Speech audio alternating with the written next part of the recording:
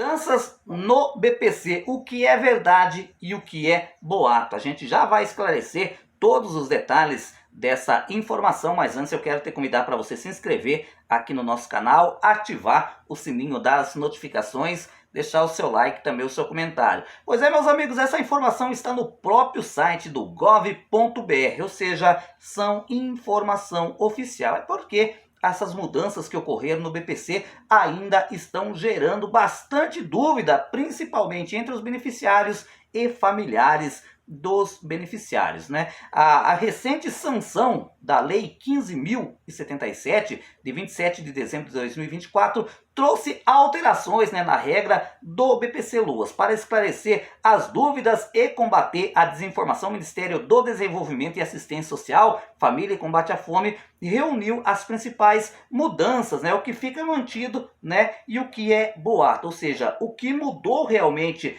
através da Lei 15.077 e o que manteve. Gente, eles falam assim, desinformação, né? Hoje tudo é desinformação, né? A gente sabe que foi graças às redes sociais que eles consideram como desinformação que essa lei não foi aprovada de maneira cruel como o governo federal queria que fosse aprovada, né? É graças à desinformação que eles alertam, inclusive o próprio site, né, quer combater fatos e boatos, né, que hoje o BPC não foi desfigurado, né, porque realmente o projeto de lei, né, que acabou se tornando essa lei aí 15.077, se ela fosse aprovada como o governo federal queria, infelizmente, né, teria desfigurado o atual modelo do BPC, né, como inclusive aquela questão onde dizia que para ter direito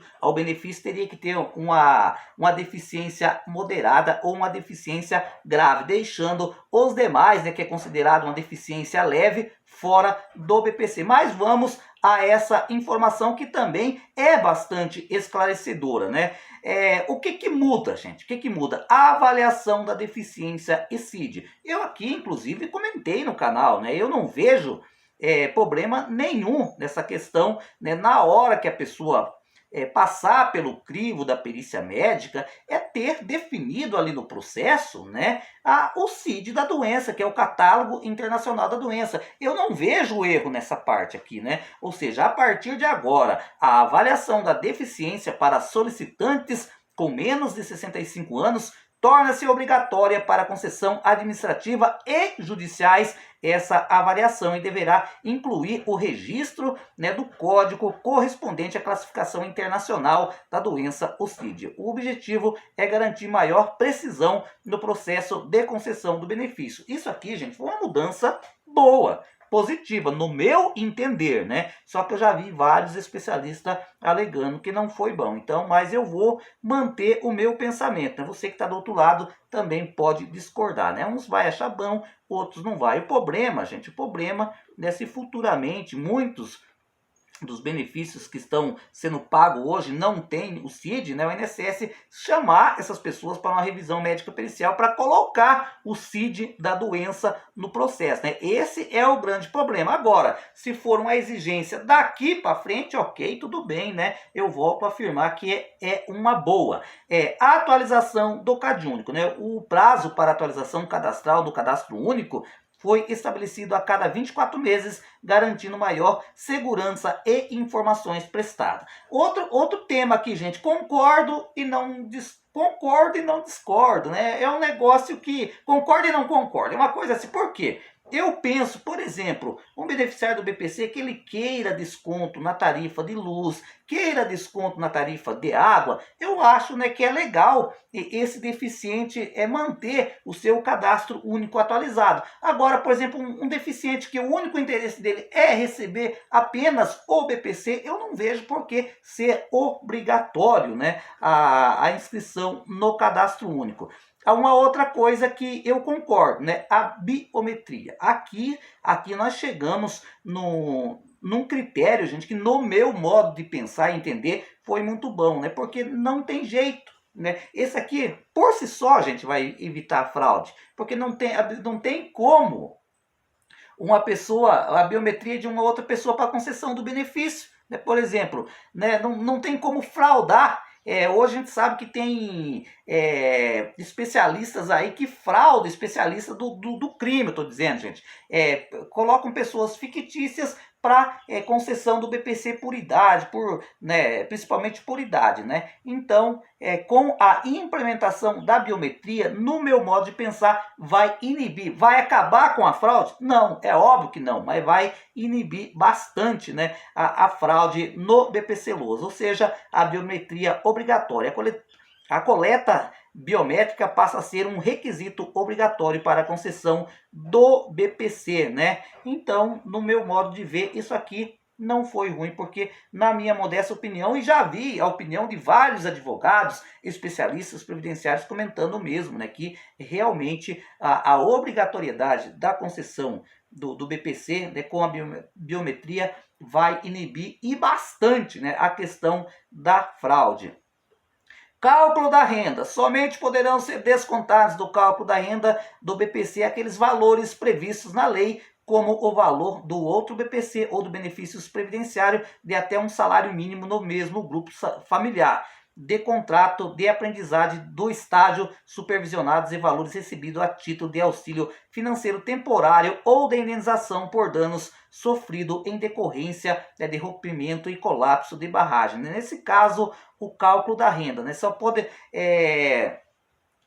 Somente poderão, né, ser descontado do cálculo do BPC, né? Ou seja, aqui, gente, não mudou em nada, né, praticamente. Ou seja, casa onde tem um beneficiário do BPC, pode ter outro recebendo o BPC. Em uma casa onde tem um aposentado da Previdência Social, né, ou pode ter outro recebendo o BPC, ou seja, nada mudou. Também, por exemplo, se a pessoa acaba trabalhando num estágio supervisionado, né, não poderá ser contado como renda. Ou seja, essa questão do cálculo da renda ficou literalmente como era antes. O governo tentou mudar, tentou, por exemplo, inserir, às vezes a menina, né, tá namorando, ela recebe o BPC, tá namorando, o cara mora lá em outra casa, o governo poderia entender aquilo como se fosse um casamento, né? Olha, aquele casalzinho tá tentando ludibriar a gente, eles estão juntos, mas estão dizendo que moram em casa separada, ou seja, não logrou êxito, ficou da maneira como estava, né? Isso vai garantir, graças a Deus, que milhares,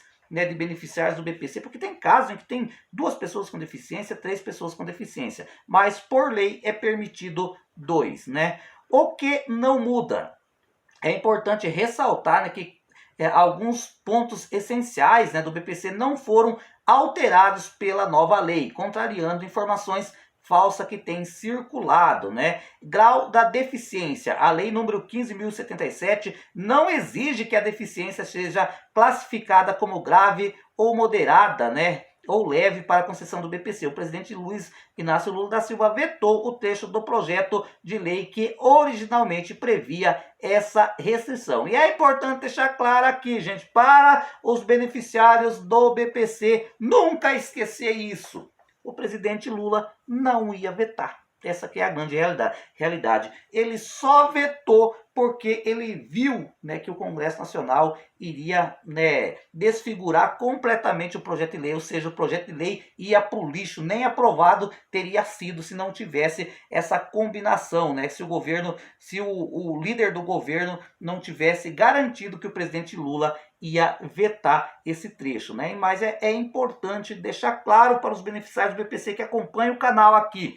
O presidente Lula tentou fazer a maior mudança da história do BPC, né, gente? Não conseguiu, graças ao Congresso Nacional. Eu tenho visto hoje, né, principalmente em página, esses dias eu estava na página do senador Humberto Costa, gente, mas um monte de beneficiário do BPC agradecendo o presidente Lula, né, por não ter endurecido as regras do BPC. Gente, não agradeça o presidente Lula, agradeça os senadores e deputados. Nesse caso, né, principalmente senadores e deputados da oposição, porque se dependesse dos governistas, se dependesse do presidente Lula, teria mudado o BPC e hoje muitas pessoas poderiam estar com o seu benefício em risco. É bom deixar claro isso aqui, gente. É bom deixar claro, né? Porque se nós falamos quando o Michel Temer fez aquele ataque frontal contra os aposentados,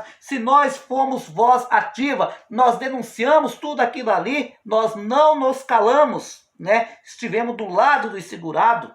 Depois a mesma situação lá na MP 871, que foi convertido na lei 13.846 do Bolsonaro, que tentou fazer a mesma coisa, só não fez por causa da pandemia. Nós denunciamos, fomos do lado dos aposentados e não mudamos de lado, né? Dessa vez denunciamos mais uma vez o presidente Lula, né, por esse ataque frontal ao direito das pessoas com deficiência, né? E vamos lembrar isso por muito tempo enquanto o canal estiver ativo. Então, mais uma vez, gente, mais uma vez o Congresso Nacional, que é tão criticado, né, foi, digamos assim, a vanguarda para manter o direito do pessoal do BPC. É importante deixar claro aqui, gente, né? Lá no o pente fino do Michel Temer, naquela época, só não foi mais cruel porque o Congresso Nacional também não deixou. A mesma situação aconteceu no governo do Bolsonaro e agora no governo do presidente Lula. Por isso que eu falo, gente, por isso que eu falo, né, o quanto é importante, né, os beneficiários do BPC, os aposentados, de maneira geral, ficarem atentos, né, quanto ao Congresso Nacional, ficar olhando o que o seu deputado está fazendo ou não, que pode ser que o seu deputado votou a favor do governo nessa matéria, ou seja, no intuito de tirar o seu BPC. É de suma importância, né, que o aposentado, o pensionista, o beneficiário do BPC e o trabalhador, de maneira geral, né, monitore o que o seu deputado, o que o seu senador está fazendo lá em Brasília. Porque se você não sabe, pode ser que, às vezes, o deputado votou, né, para acabar praticamente com o seu BPC, né, e ainda você não sabe, ainda na próxima eleição vota para ele. Por isso que é de suma importância, né, sempre ter um tempinho para ficar ligado na TV Senado, na TV Câmara, para ver o que os nossos representantes estão fazendo. Agora, nessa questão, né, dessa lei aí que está em vigor, né, a Lei 15.077, os deputados e senadores, principalmente os da oposição e muitos também até da base do governo, eles foram de suma importância para que o Lula não acabasse, né, em partes com as vitórias conquistadas pelo BPC no decorrer dos anos, né? Ou seja, graças ao parlamento brasileiro.